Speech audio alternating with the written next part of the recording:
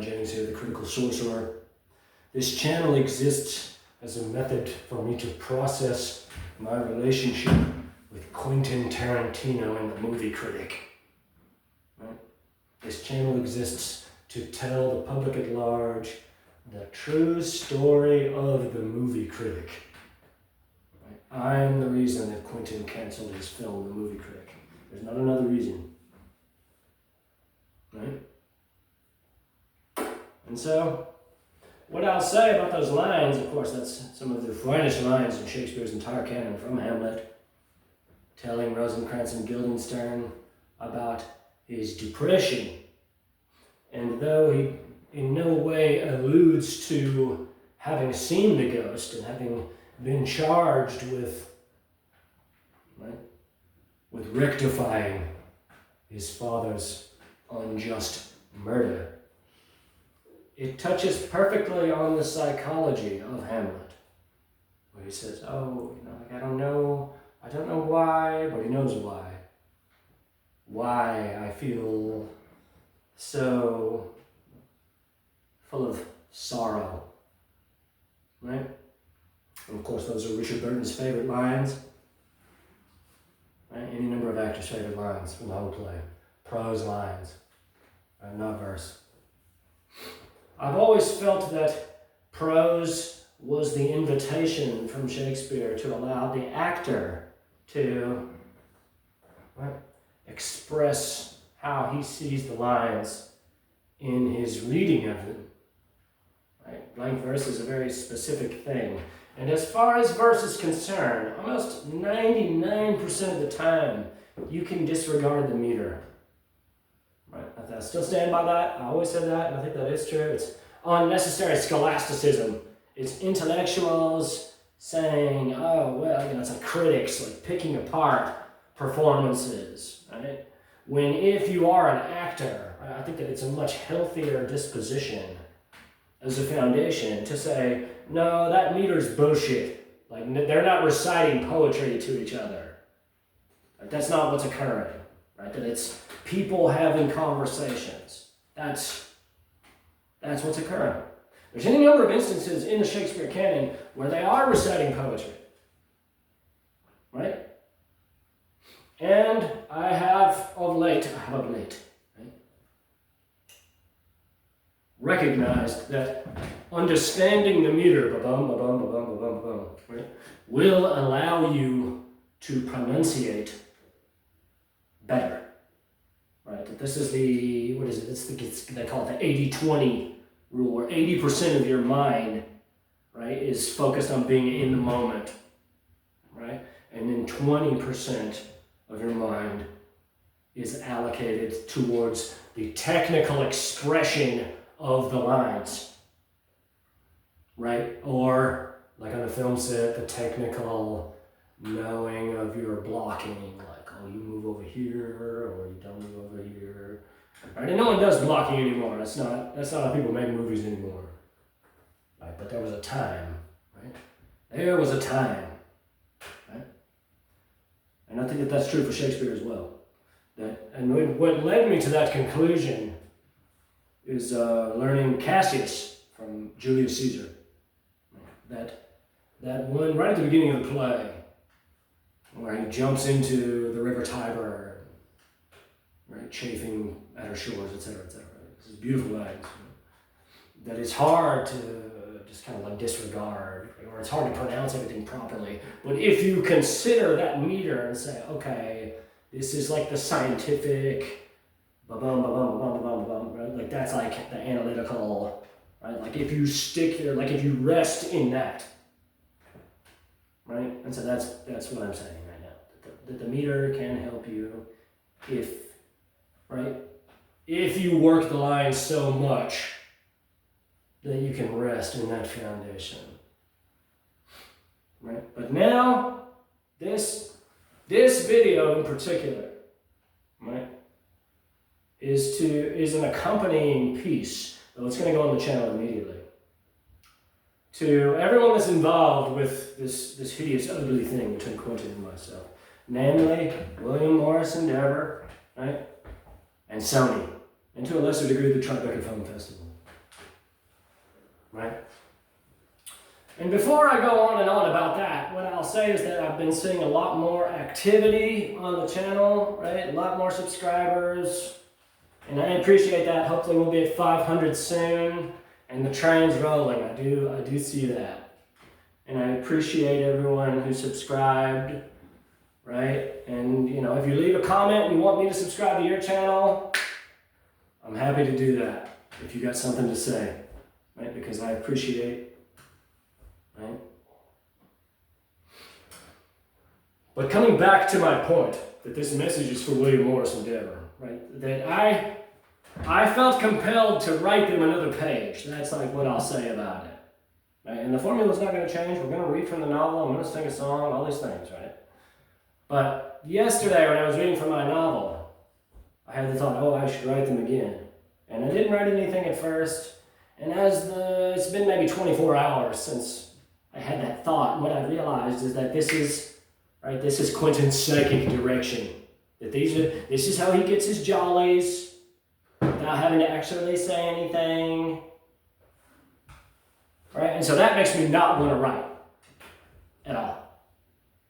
I have no reason to write. Right? The people who watch these videos, you have no idea. But I've written them 100 pages, 100 plus pages. Right? All of it sincere, like in an effort to just resolve this thing. Right? And now, right, and this is to W and me, right? It's all threadbare. I see all of it. I see what his tactic was. Right? And I don't know, but I suspect that you told him you need to give him a chance.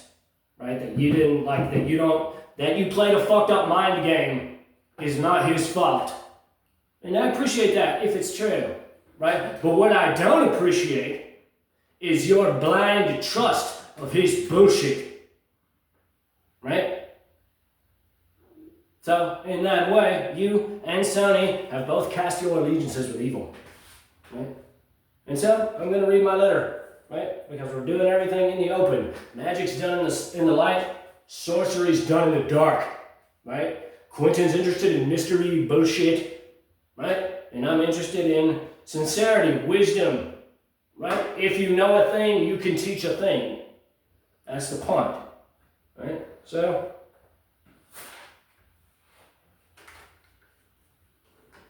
here I am, still taking Quentin's bullshit psychic direction. So mysterious. How does he do it? The mere thought of writing your ignorant satanic institution is tedious. How's it going, Mike? Been checking in on me? Been making sure Quentin's been watching me so I don't fucking torture you? How's it feel knowing you cast your allegiances with evil? What's it like representing the Antichrist? Luxurious enslavement? I have no desire to write anyone involved in this evil farce. So this is me telling you, no, definitively. This is the last letter you or anyone else involved will receive from me. Though I will include you and everyone else in my emails to Westboro Baptist every time he degrades his soul by torturing me with high evil. I don't want to go on and on. The video should espouse anything this document might be lacking. And though I will discuss it in front of the camera, allow me to elucidate further the scope of our condition now.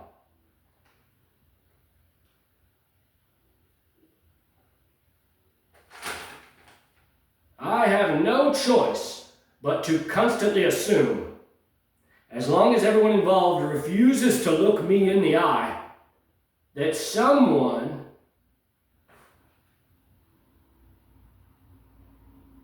or anyone or all of the insulating institutions protecting and, dare I say, encouraging his evil will be and are sending assassins to murder me and my entire family as a result of the fact that all involved refuse to acknowledge me or look me in the eye.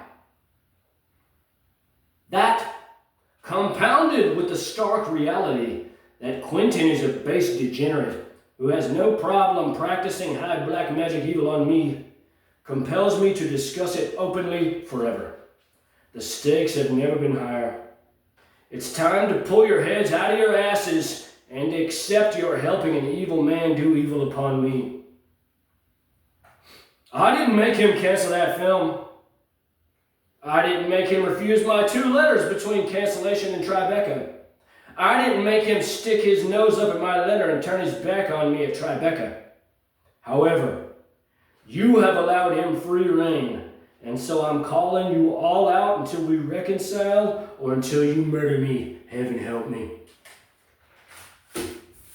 So there it is, 1 page. I'm not going to go on and on. What exactly is the point that I'm striving to make in that letter? Right? My point is that there is this understanding that Quentin and I have. Right? That he ran amok in my mind, him and the cabal of degenerates that surround him, for months. And then, right, in the first week of January, I turned it all on him. There's the board. You see it. Right? And so, what I'm saying is that if this becomes money, right? Like if it's just money, if you say, oh, well, okay, right, we respect you enough to know that you'll destroy all of our reputations because we're not actually evil and we won't actually assassinate you. And that's